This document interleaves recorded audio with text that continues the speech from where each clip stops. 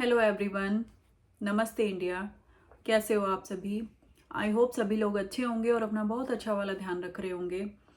तो भाई आज का जो दिन है ना, ये मेरे लिए इस साल का सबसे ज़्यादा डिप्रेसिंग दिन है। इस टाइम पर मेरा क्या मेंटल स्टेट है और मैं कैसा फील कर रही हूँ ना, इसको मैं वर्ड्स में एक्सप्लेन नहीं कर सकती। एंड आई एम श्योर मेरे जैसे ऐसे बहुत सारे इंडियंस होंगे जो इस टाइम पर ऐसा ही फील कर रहे होंगे। तो वैसे तो जब से ये साल स्टार्ट हुआ है ना, एक के बाद एक ऐसी बहुत सारी चीज़ें हुई हैं जनवरी से लेके अब तक, यहाँ यूएसए में भी और इंडिया में भी, जिन्हें सुनकर बहुत ज़्यादा हार्ट ब्रेकिंग फील हुआ है। बहुत बार ऐसा लगा है कि यार ये क्या हुआ, ये नहीं होना चाहिए था। भगवान को ये दिन नहीं दिखाना चाहिए था हम इंसानों को, क्योंकि जब कुछ ऐसा हो जाता है जो हमारी इमेजिनेशन से भी परे होता है, तो हम इंसान फिर भगवान को ही दोष देते हैं। भगवान को ही हम बोलते हैं कि भगवान तूने ये क्या कर दिया, क्योंकि भगवान को हम सुपर पावर समझते हैं। तो वैसे तो बहुत बार लो मोमेंट्स आए हैं, बहुत बार बहुत अजीब सी फीलिंग हुई है, लेकिन ये जो इस टाइम पर मैं फील कर रही हूँ ना, ये अलग ही लेवल की है और ये बहुत ज़्यादा डिप्रेसिंग है। तो आज सैटरडे वाला दिन है। सैटरडे को मेरी छुट्टी होती है। तो मेरे जो डेज ऑफ होते हैं, वेडनेसडे और सैटरडे, इन 2 दिनों के लिए ऐसे बहुत सारे काम पेंडिंग हो जाते हैं मेरे लिए, जो मैं वर्किंग डेज में नहीं कर पाती हूँ। तो बहुत सारे काम मुझे करने थे आज, लेकिन बहुत बेसिक जो काम होते हैं ना, जो बहुत ज़रूरी होते हैं, वो भी मैंने किस तरह किए हैं ना, आज मुझे ही पता है। बस मतलब ऐसा लग रहा है ना कि कुछ मत करो, कुछ मत करो, बस बस मंदिर के आगे बैठे रहो। और दिमाग से ना चीज़ें निकल नहीं रही हैं। शायद आप लोग समझ पा रहे होंगे कि मैं क्या कहने की कोशिश कर रही हूँ। मुझे नहीं पता मैं क्या बोल रही हूँ इस टाइम पे, मुझे भी नहीं पता है, क्योंकि मेरा मेरा मेंटल स्टेट इस टाइम पे ना बहुत ही उलझा हुआ है, बहुत ही अजीब सा हो रखा है। तो सैटरडे वाला दिन है आज। पूरा दिन निकल चुका है, दिन से रात हो चुकी है, रात के 9 बजे हैं अभी। तो आज मैं और मेरा बेटा ही घर पर हैं हम लोग, क्योंकि मेरी बेटी सॉकर खेलती है तो उसका टूर्नामेंट है, अवे गेम है, तो 3-4 घंटे की ड्राइव पर जाना था, तो मेरे हस्बैंड उसको लेकर गए हैं। मुझे भी जाना था, वैसे तो हम सभी को जाना था, पर पता नहीं मेरा मन ही नहीं था कुछ भी करने का, कहीं भी जाने का, तो मैं घर पर ही रुकी, मैं और मेरा बेटा। तो वो लोग गए हैं, अभी मिडनाइट तक वो लोग वापस आएंगे। तो पूरा दिन मैंने सोचा था बहुत सारे काम जो हैं वो मैं करूँगी, पर ट्रस्ट मी, बच्चों की बेडशीट मुझे चेंज करनी थी, वो तक भी मैंने छोड़ दिया कि नहीं, बाद में देखूंगी। मतलब ये हमारे इंडिया में जो ये गुजरात स्टेट में प्लेन क्रैश हुआ है, मैं इसकी बात कर रही हूँ। तो ये मुझे कल पता चला। मैं फार्मेसी गई जब अपनी शिफ्ट पर, तो वहाँ सब लोगों को मालूम है मैं इंडियन हूँ, इंडिया से हूँ। तो वैसे मैं न्यूज़ देखती हूँ, सुबह जब मैं उठती हूँ ना, तो सबसे पहले मैं अपने बच्चों को देखती हूँ और उसके बाद मैं फ़ोन पर चेक करती हूँ कि यूएस में क्या चल रहा है और इंडिया में क्या चल रहा है। जो बेसिक बेसिक मोटी मोटी न्यूज़ होती है ना, वो मैं देख लेती हूँ। तो पर समहाउ कल मुझे बिल्कुल भी टाइम नहीं मिला, किचन में मैं लगी रही, क्योंकि back to back breakfast, lunch और डिनर तक की भी तैयारी करके मुझे जानी थी निकलने से पहले। तो नहीं टाइम लगा या दिमाग में नहीं आया, पर नहीं किया मैंने। पर जब मैं फार्मेसी गई ना, तो वहाँ पर मेरे कलीग्स ने बताया कि इस तरह से इंडिया में प्लेन क्रैश हुआ है। तो सुनकर बड़ा लगा, लेकिन उस वहाँ पे लोग बिजी रहते हैं तो इतना ज़्यादा बात नहीं कर पाते। फिर काम में बिजी हो गई, तो फिर लगा कि घर जाके देखती हूँ। घर आके भी फिर काम में लग गई, किचन में लग गई, बच्चों को खाना बना के खिलाया, फिर लॉन्ड्री करनी थी वो किया। तो नाइट में देखा मैंने न्यूज़ में, तो देखकर बहुत दिमाग खराब, क्योंकि पूरा दिखा रहे हैं जिस तरह से। तो सबसे पहले तो मैं सुबह से बहुत बार कर चुकी हूँ, सुबह से बहुत बार मैं अपने घर में जो मेरा मंदिर है उसके सामने बैठ चुकी हूँ। तो फिर से एक बार मैं सभी लोगों के लिए, जिस तरह से प्लेन में जितने भी लोगों की जान गई हैं, अनएक्सपेक्टेड जो ये हुआ है इतना बुरा, सभी लोगों के लिए मैं वापस से प्रे करूँगी एक बार कि भगवान सभी की आत्माओं को शांति दे, और जो उनकी फैमिलीज़ रह गई हैं उनको ढेर सारी हिम्मत दे भगवान इस दुख के साथ जीने की। क्योंकि जाने वाले चले जाते हैं, लेकिन जो पीछे रह जाते हैं ना, उनके लिए बहुत मुश्किल होता है अपने लोगों को खोकर जीना। स्पेशली जो बहुत क्लोज होते हैं उनको खोकर जीना ना बहुत मुश्किल होता है, इंसान जीते जी मर जाता है। तो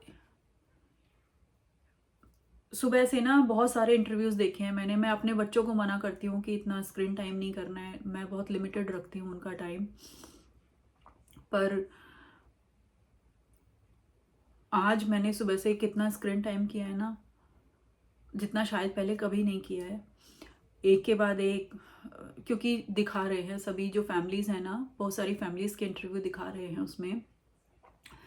तो वैसे तो देखो सभी का दुख अपने आप में बहुत बड़ा है, पर बहुत सारी फैमिलीज़ हैं, जैसे एक फैमिली का दिखा रहे हैं कि वो हस्बैंड वाइफ दोनों डॉक्टर थे और अपने 3 बच्चों के साथ लंदन जा रहे थे वो पीआर पर, उधर सेटल होने के लिए, और सबके सब प्लेन में इस तरह से। और सारे ही लोगों का मतलब कोई ना कोई स्टोरी है सभी लोगों की। ऑब्वियसली यार, जब कोई इंटरनेशनल लेवल पर इस तरह से ट्रैवल करता है तो या तो कनेक्टिंग फ्लाइट के लिए करता है, या फिर कहीं घूमने जाने के लिए, या फिर कहीं सेटल होने के लिए, या फिर कोई जैसे आया हुआ होता है कंट्री में तो वो वापस जाने के लिए जिस कंट्री में वो रहते हैं। जैसे जैसे क्योंकि ये लंदन की फ़्लाइट थी, तो जो लोग लंदन में सेटल्ड थे या सेटल होने जा रहे थे या पढ़ाई करने जा रहे थे, या जो लोग विज़िट के लिए आए थे उधर लंदन में सेटल्ड हैं पर विज़िट करने के लिए आए और वो वापस जा रहे थे, तो सारी फैमिलीज़ की अपने आप में कोई ना कोई स्टोरी है।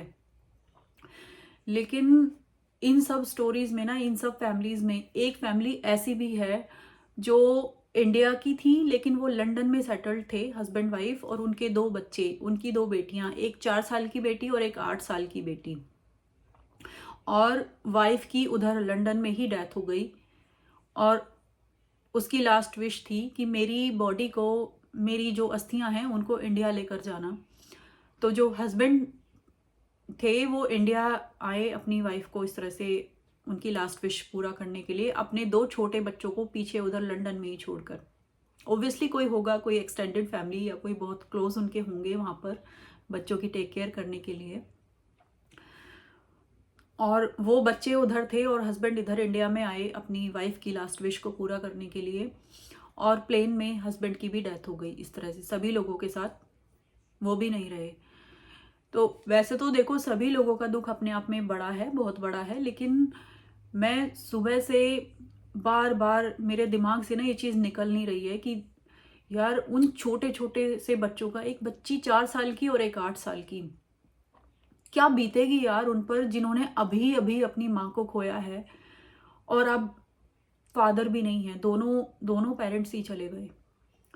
किस तरह से क्या लाइफ होगी उनकी, कौन उनकी टेक केयर करेगा, किस तरह से इतना ट्रोमा, किस तरह से वो इतने छोटे बच्चे हैंडल करेंगे ना, ये सोच सोच के ना मेरी आंखों में बार बार आंसू आ रहे हैं, रो रो कर ना मेरी आंखों पे स्वेलिंग आ गई है आज। वैसे मैं बहुत इमोशनल हूँ, वैसे देखो सारे ही लोग होते हैं, पर मैं थोड़ा सा ओवर इमोशनल हूँ, और कहीं ना कहीं शायद मैं इस चीज को रिलेट कर पा रही हूँ। इन बच्चों के दोनों पेरेंट्स जा चुके हैं, तो इनके साथ क्या होगा, किस तरह से इनकी लाइफ होगी, वो तो भगवान ही जाने। भगवान ने कुछ तो सोचा ही होगा जब जीवन दिया है तो। लेकिन बहुत बार ऐसा होता है कि पेरेंट्स होते हैं बच्चों के, पर किसी ना किसी रीज़न की वजह से, किसी सिचुएशन की वजह से, जो क्लोज रिलेटिव्स होते हैं, जो एक्सटेंडेड फैमिलीज होती हैं, उनके पास रहना पड़ता है बच्चों को। बहुत सारे बच्चे ऐसे होते हैं, और उन बच्चों को किस तरह से अपने ही लोग,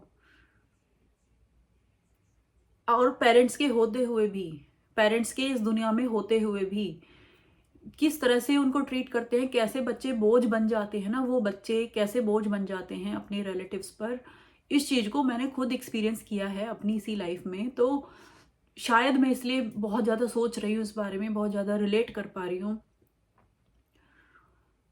तो जिन बच्चों के पेरेंट्स हैं ही नहीं, अब दुनिया में एग्जिस्ट ही नहीं करते दोनों पेरेंट्स, उन बच्चों का कैसी कैसी लाइफ होगी और किस मेंटल ट्रॉमा से वो लोग गुजरेंगे ना, सोच सोच के बहुत रोना आ रहा है इस चीज़ को।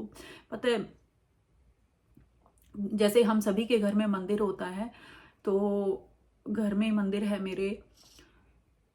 मैं जब से मैं यहाँ पर यूएस में आई हूँ ना, स्पेशली जब से मैंने जॉब करना स्टार्ट किया है, मैं बहुत देर बैठ के पूजा नहीं कर पाती हूँ, क्योंकि जल्दबाजी में रहती हूँ। तो अगर मैंने 5-10 मिनट मंदिर के सामने बैठ के दिया लगा के आरती वगैरह कर ली, जो रेगुलर डेज होते हैं उनका मैं बता रही हूँ, जैसे कोई तीज त्योहार होता है तो मैं अच्छे से करती हूँ, लेकिन डेली में रेगुलर जो मेरे डेज हैं उनमें मैं 2 बार दिया लगा देती हूँ और 5-10 मिनट भगवान के सामने बैठ जाती हूँ, उतना बहुत होता है, उतना ही मैं कर पाती हूँ ऑनेस्टली स्पीकिंग। तो पर आज मैं कई बार मंदिर के सामने बैठी हूँ, कई बार मैंने गीता पढ़ा है थोड़ी थोड़ी देर, और कई बार मैं मंदिर के सामने बैठी हूँ। और वैसे तो सभी फैमिलीज़ के लिए मैंने प्रे किया है, बट स्पेशली उन 2 छोटे बच्चों के लिए ना कई बार मैं रोई हूँ सच में, क्योंकि कहीं ना मैं फील कर पा रही हूँ उस चीज़ को, मैं देख पा रही हूँ कि किस तरह से क्या होगा उन बच्चों का। भगवान करे उनकी उनके रिलेटिव्स बहुत अच्छे हों, उन बच्चों की बहुत अच्छे से टेक केयर करें, लेकिन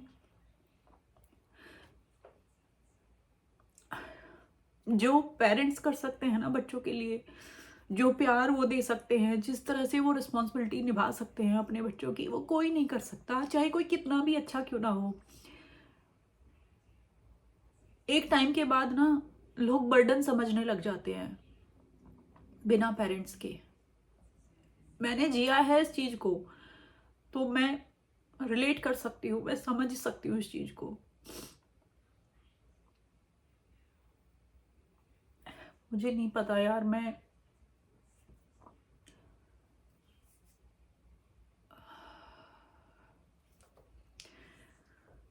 पता है, हम जो इंसान होते हैं हम इतना प्लान करते हैं, हमें ऐसा लगता है कि हम प्लान कर रहे हैं, है ना। अब से 10 साल 15 साल बाद की चीज़ें हम प्लान करते हैं, हम वेकेशन प्लान करते हैं अपने बच्चों को लेकर, अपनी लाइफ को लेकर, हम इतनी सारी चीज़ें करते हैं और हमें लगता है कि हम प्लान कर रहे हैं, हम बहुत स्मार्ट हैं, हम प्लानिंग करके चल रहे हैं। पर पता है, सबसे कड़वा सच ये है लाइफ का कि हमें ऐसा लगता है कि हम प्लान कर रहे हैं, पर एक्चुअली जब हम प्लान कर रहे होते हैं ना किसी चीज़ के लिए, तो वो हमारी प्लानिंग नहीं होती, वो भगवान की प्लानिंग होती है। हमारी लाइफ में छोटी से छोटी चीज़ जो हम कर रहे हैं ना, वो सारा कुछ भगवान की प्लानिंग है। हमारा जो दिमाग होता है ना, उसी डायरेक्शन में काम करने लग जाता है।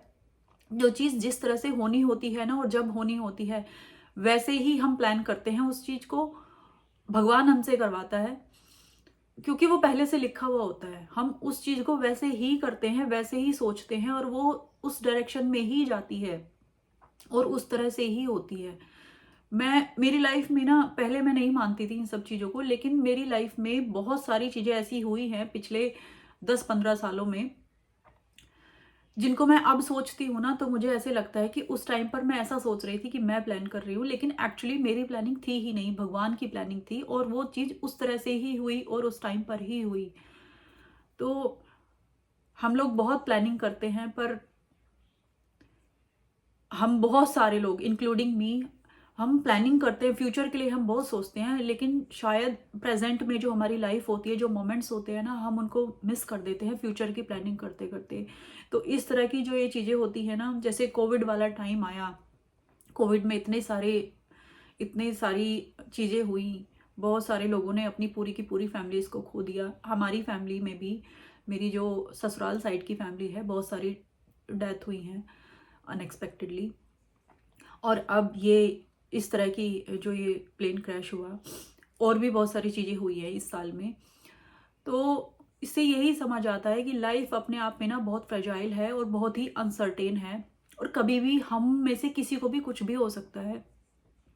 तो प्रेजेंट में जियो यार, प्लानिंग करके चलो, लेकिन बहुत ज़्यादा प्लान मत करो। आज जो है ना उसको भरपूर जियो, अपनी फैमिली के साथ, अपने अपनों के साथ। उस पर सबसे ज़्यादा फोकस उस पर करो, क्योंकि हमें नहीं पता अगले मोमेंट क्या होने वाला है। अभी वीडियो थोड़ा लंबा हो रहा है, लेकिन मैं शेयर करूंगी यहाँ पे। अभी रिसेंटली लास्ट मंथ, अभी 2-3 हफ्ते पहले की बात है, मेरी मम्मी, जो मेरी मायके वाली मम्मी है, उनके कजिन ब्रदर के फैमिली में एक बेटे की डेथ हुई है। 25 साल का लड़का, जिसकी शादी होने वाली थी, जिसने एमबीए किया हुआ था, जिसकी शादी होने वाली थी अभी अक्टूबर में, और ऑल ऑफ अ सडन उसकी डेथ हो गई।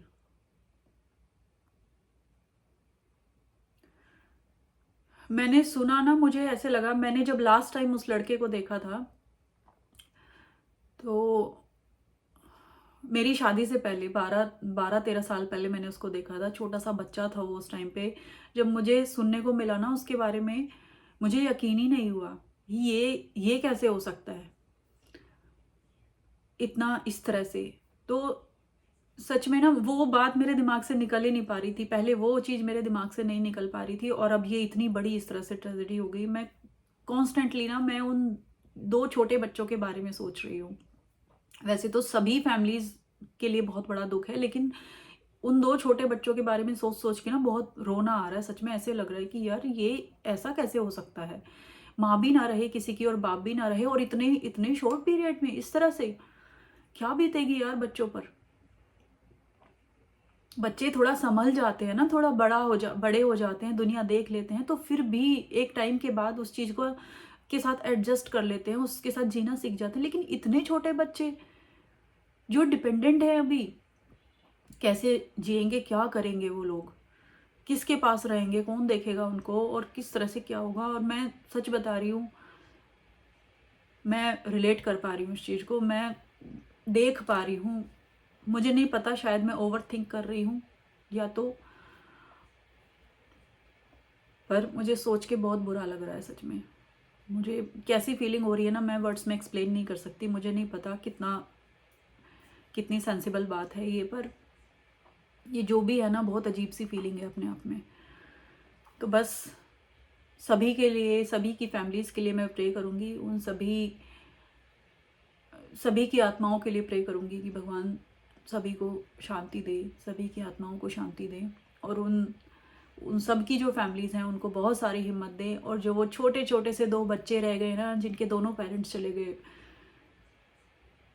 भगवान उनको बहुत अच्छी लाइफ दे, और उनको हिम्मत दे कि वो इतने बड़े दुख को, इतना बड़ा पहाड़ जो भगवान ने उनके सर पर तोड़ा है ना, इससे भगवान ही उबारे उनको, भगवान ही उनकी रक्षा करे। तो चलिए, thank you so much for watching. सब मिलके प्रे करते हैं उन सभी के लिए, उन सभी की फैमिलीज़ के लिए, उन सभी आत्माओं के लिए, और उन 2 छोटे छोटे से बच्चों के लिए, सभी लोगों के लिए। और जितना हो सके आज में जियो यार, क्योंकि अगले मोमेंट का तो पता ही नहीं है, हम में से कब किसके साथ कब क्या हो जाएगा, और हम प्लानिंग करते ही रह जाएंगे और ज़िंदगी ख़त्म हो जाएगी। तो चलिए, thank you so much for watching. नमस्ते इंडिया, स्टे ट्यून्ड।